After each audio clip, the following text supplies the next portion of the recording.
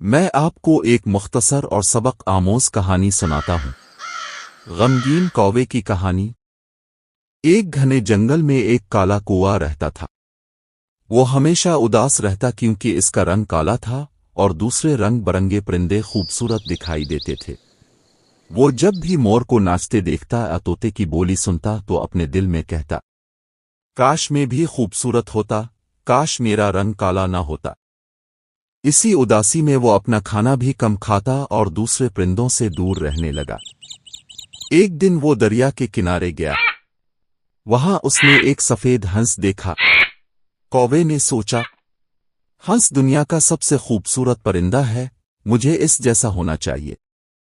ہنس نے اس کی بات سن کر کہا، میں تو خود سمجھتا ہوں کہ تو خوش قسمت ہے، کیونکہ تاب ہر جگہ رہ سکتا ہے، کھا بھی سکتا ہے، اڑ بھی سکتا ہے۔ میں تو صرف پانی کے قریب رہ سکتا ہوں۔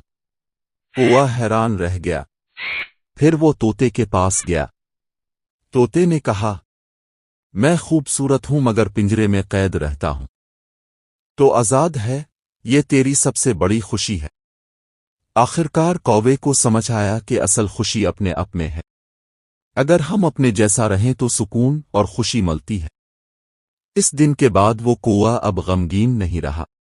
وہ جنگل میں آزاد اڑنے لگا اور شکر گزار ہو گیا کہ خدا نے اسے ایسا بنایا ہے جیسا وہ ہے۔ سبق: اصل خوشی دوسروں جیسا بننے میں نہیں، بلکہ اپنے جیسا رہنے میں